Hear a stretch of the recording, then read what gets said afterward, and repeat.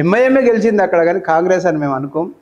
ఎందుకంటే మెజార్టీ ఓట్లు దాదాపుగా 1,40,000 1,50,000 ఓట్లు ముస్లిం ఓట్లు ఉన్నాయి కాబట్టి ముస్లింలు 90% ఓటును వాళ్ళు వేయగలిగిర్రు. హిందువులు అందరూ డ్యూటీలకు వేయరు, వాళ్ళ పనులలో వేయరు. సాఫ్ట్వేర్కు సంబంధించి ఎక్కడైతే చదువుకున్న ఓట్లు భారతీయ జనతా పార్టీకి వస్తాయో వాళ్ళు ఎవరు కూడా ఓటేసినట్టు లేరు.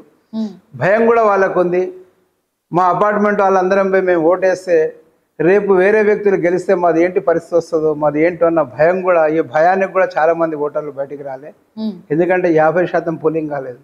మనం చూసుకుంటే జూబ్లీస్లో 50% పోలింగ్ కూడా కాలేదు. కనుక ఓవైపు భయం ప్రజలకు, తర్వాత ఓవైపు డబ్బు, ఓవైపు అధికారం గెలిచింది. అందులో మజ్లిస్ గెలిచిందని మేము భావిస్తూ ఉన్నాం. అక్కడ ప్రజలు, అక్కడ జరిగిన ఎన్నిక కూడా అట్లాగే కనిపించింది.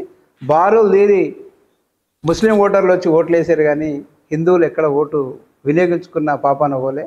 హిందువులందరూ ఓటు వేసుకుంటే మా బండి సంజయ్ గారు అన్నట్టు ఖచ్చితంగా భారతీయ జనతా పార్టీ గెలిచేది. హిందువులు ఓటు వినియోగించుకోలేదు, అక్కడ భయాందోళనకు గురి అని చెప్పేసి మేము భావిస్తాం.